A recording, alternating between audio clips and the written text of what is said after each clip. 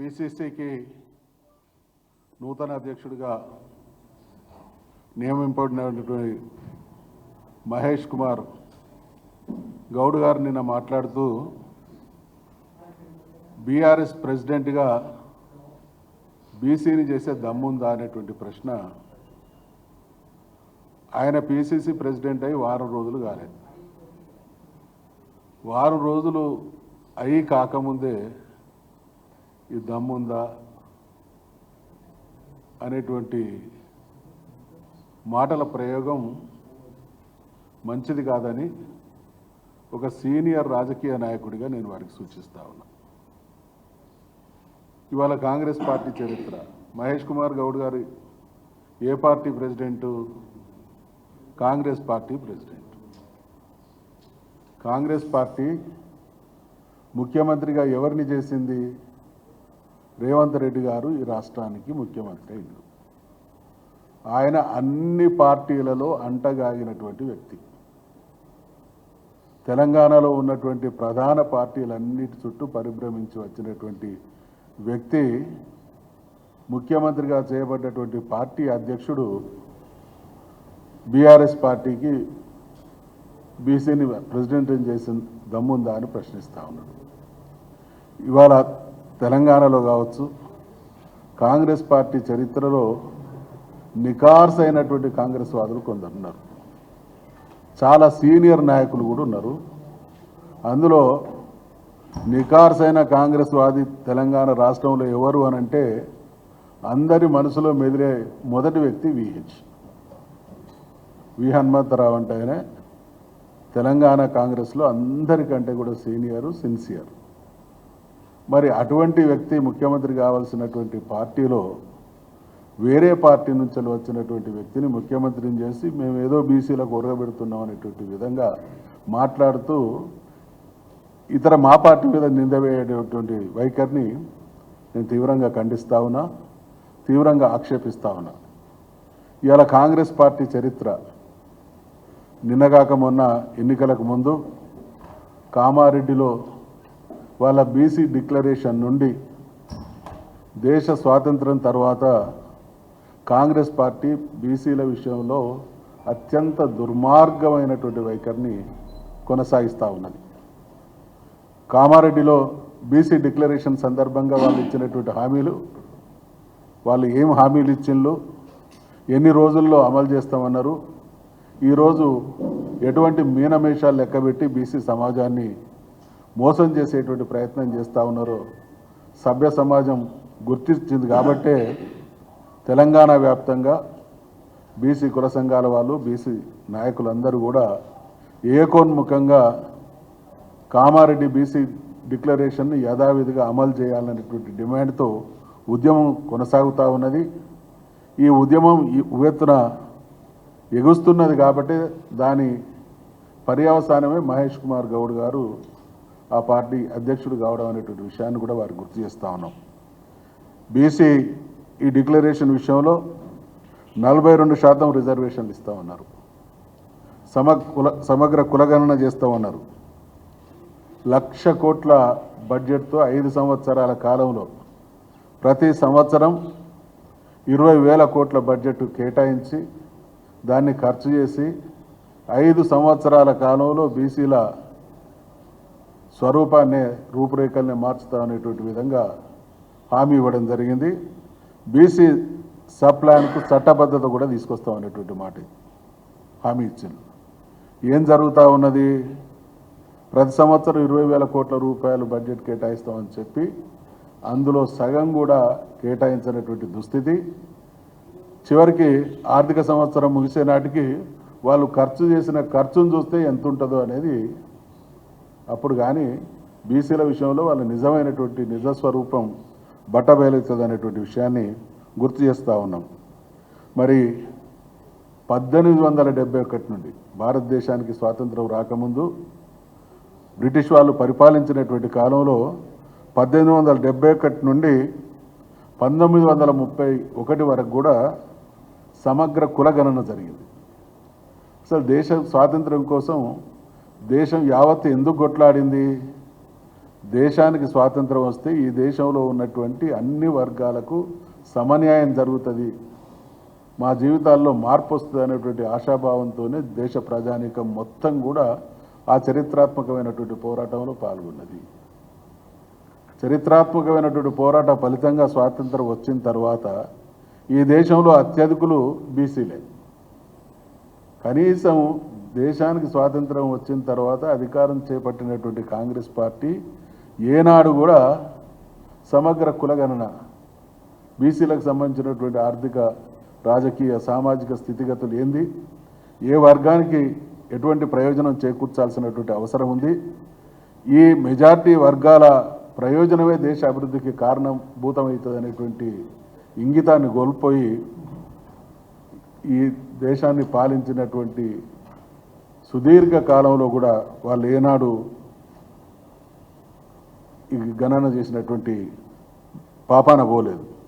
1953లో కాకా కలేర్కర్ నివేదిక, దీన్ని 53లో కాన్స్టిట్యూట్ చేసి 55లో సమర్పిస్తే కాంగ్రెస్ పార్టీ, కాంగ్రెస్ ప్రభుత్వం ఈ నివేదికను బుట్ట దాఖలు చేసింది.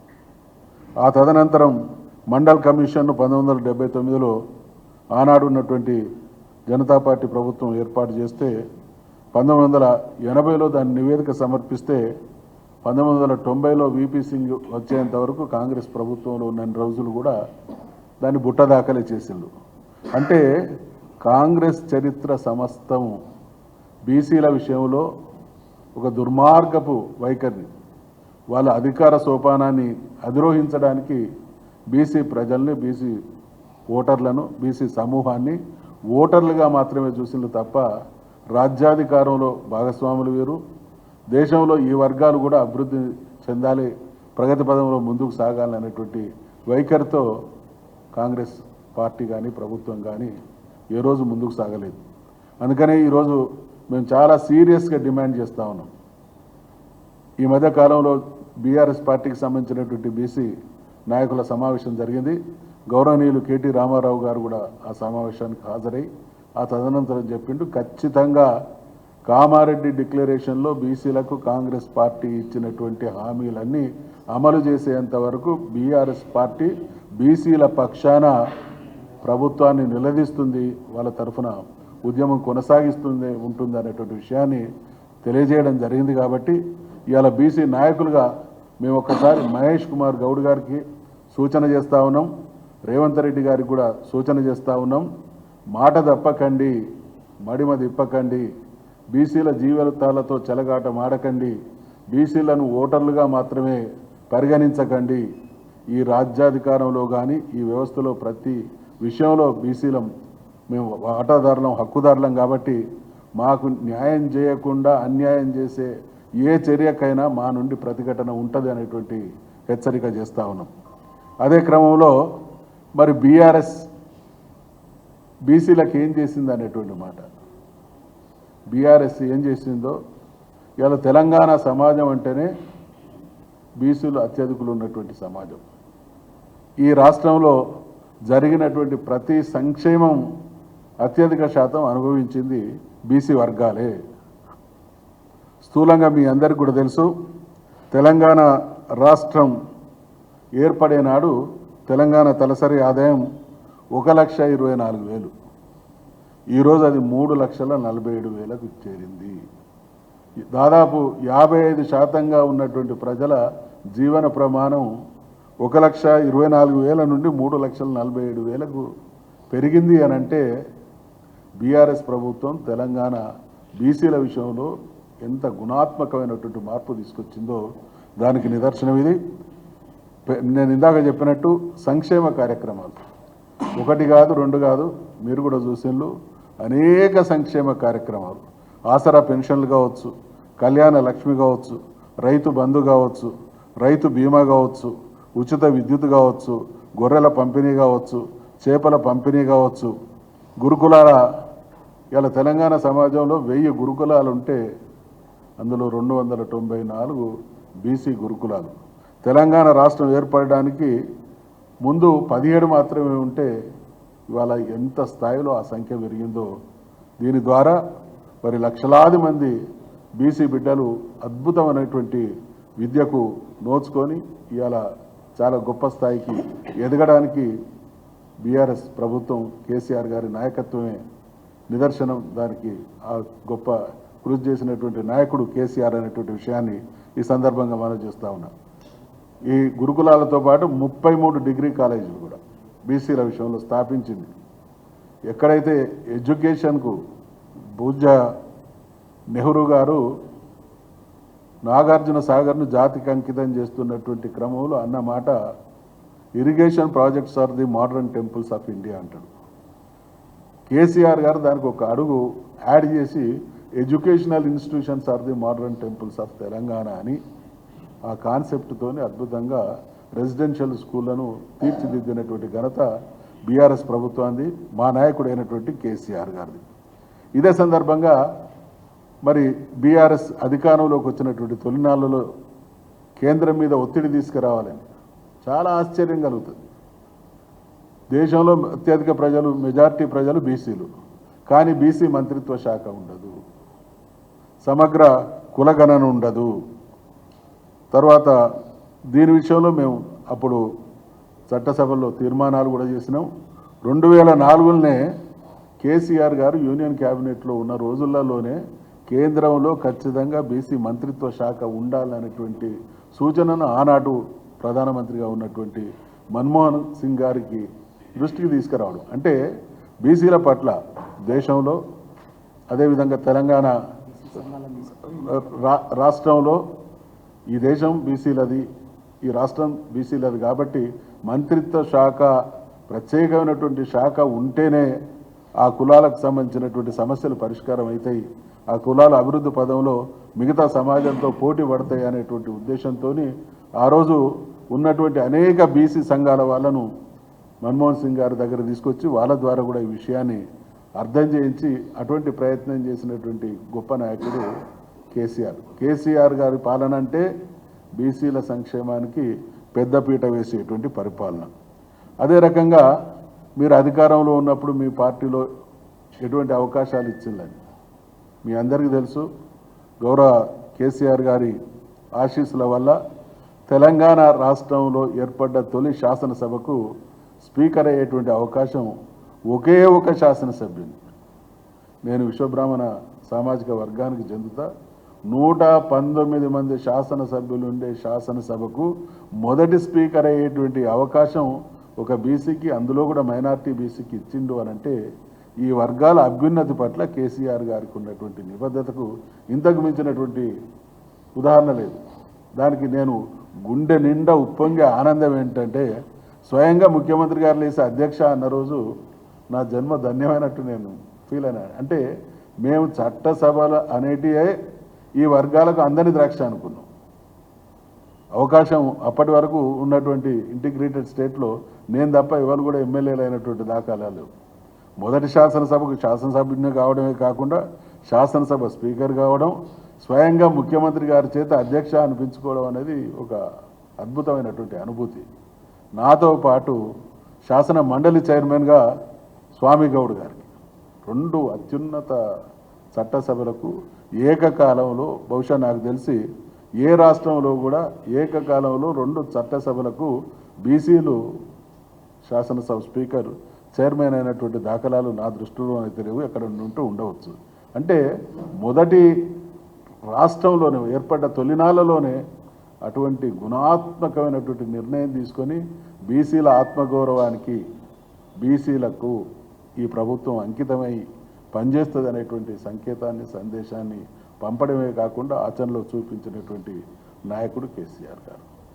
ఆనాడు క్యాబినెట్లో 4 మంత్రులు ఇచ్చి, తర్వాత అద్భుతమైనటువంటి, మీకు తెలుసు రాష్ట్ర ప్రభుత్వంలో చాలా కీలకమైన శాఖలలో ఆర్థిక శాఖ ఒకటి, కీలకమైనటువంటి ఆర్థిక శాఖను ఒక బీసీ బిడ్డకి ఇవ్వడం, 50 కార్పొరేషన్లను ఏర్పాటు చేస్తే 27 కార్పొరేషన్లను బీసీలకు ఇవ్వడం, 6 రాజ్యసభ సభ్యులైతే 4 బీసీలకు ఇవ్వడం, ఈ రకంగా చెప్పుకుంటూ పోతే అనేకం బీసీల విషయంలో ఈ రాష్ట్రంలో గతంలో ఉన్నటువంటి ప్రభుత్వాల హయాం కంటే అనేక రెట్లు వీరి అభివృద్ధి, వీరి సంక్షేమం, వీరి పట్ల ఒక ప్రత్యేకమైనటువంటి దృక్పథంతో పనిచేసినటువంటి ప్రభుత్వం నాయకుడు కేసీఆర్ అనేటువంటి విషయాన్ని తెలియజేస్తూ, అదే రకంగా చట్టసభలకు ప్రాతినిధ్యం. ఇవాళ ఏం చేయాలండి కాంగ్రెస్ పార్టీ? ఈ దేశానికి స్వాతంత్రం వచ్చినప్పటి నుండి ఇప్పటి వరకు అత్యధిక కాలం దేశాన్ని పాలించినటువంటి పార్టీ కాంగ్రెస్ పార్టీ. మరి దేశంలో బీసీల పరిస్థితి దయనీయంగా ఉంది అనేటువంటి విషయం జగమెరిగినటువంటి సత్యం. వీళ్ళ సర్వ సమస్యలకు పరిష్కారం బీసీలకు రాజ్యాధికారంలో తగిన న్యాయం చేయడమే. ఆ వర్గాల అభివృద్ధి చెందాలి అనంటే వాళ్ళకు సంబంధించినటువంటి ప్రజాప్రతినిధులు చట్టసభల్లో ఉండడం ద్వారా వాళ్ళ జీవితాల్లో మార్పుకు మెరుగైనటువంటి ఫలితాలు సాకారం చేయడానికి అవకాశం ఉంటుంది. కాబట్టి మరి ఆ దిశగా ఆలోచించాల్సినటువంటి కాంగ్రెస్ పార్టీ ప్రభుత్వాలు 2014 శాసనసభ ఎన్నికలు చూసుకున్నా, 2018 శాసనసభ ఎన్నికలు చూసుకున్నా, 2023 శాసనసభ ఎన్నికలు చూసుకున్నా, ఈ రాష్ట్రంలో బీఆర్ఎస్ పార్టీ అన్ని పార్టీల కంటే శాసనసభ్యులుగా పోటీ చేసేటువంటి అవకాశం ఇచ్చింది బీఆర్ఎస్ కేసీఆర్ గారి నాయకత్వం. కాబట్టి మేము మహేష్ కుమార్ గౌడ్ గారికి సూచన చేస్తా ఉన్నాం, నీకేమన్నా పలుకుబడి ఉంటే ఎదుటి వాళ్ళని, ఇప్పుడే కొత్తగా అవకాశం వచ్చింది, ఈ అసహనం మాటలు బంధుపెట్టు. చాలా కన్స్ట్రక్టివ్గా బీసీల విషయంలో, రాష్ట్రం విషయంలో ఒక నిర్మాణాత్మకమైనటువంటి నాయకుడిగా ఎదిగే ప్రయత్నం చేయి. మీ పార్టీ వైఖరి, మీ పార్టీ చేస్తున్నటువంటి విధానాలు, మీ పార్టీ ఇచ్చినటువంటి హామీలు బీసీ వర్గాలకు ఖచ్చితంగా అమలు చేయడంలో ఒత్తిడి తీసుకురావాల్సినటువంటి పాత్ర పోషించి ఈ రాష్ట్ర ప్రజల ఆదరాభిమానాలు చూరగొనాలే. మేం మాత్రం ఒకవైపు నిర్మాణాత్మక ప్రతిపక్షంగా, మరోవైపు ప్రజల తరఫున వకాల్తా పుచ్చుకున్న బీసీ వర్గ సంక్షేమం అభివృద్ధిని కాంక్షించేటువంటి పార్టీగా కాంగ్రెస్ గడిచిన ఎన్నికల సందర్భంలో ఇచ్చినటువంటి హామీలన్నీ తూచా తప్పకుండా, ప్రత్యేకించి కామారెడ్డిలో చేసినటువంటి బీసీ డిక్లరేషన్ను చిత్తశుద్ధితో అమలు చేసి తీరేంత వరకు మేము ఆ పార్టీని ప్రజల పక్షాన నిలదీస్తూనే ఉంటాం. ప్రజలకు న్యాయం చేసేంత వరకు మా ఈ ఘర్షణ కొనసాగుతూనే ఉంటుంది అనేటువంటి విషయాన్ని తెలియజేస్తూ ముగిస్తా ఉన్నాం.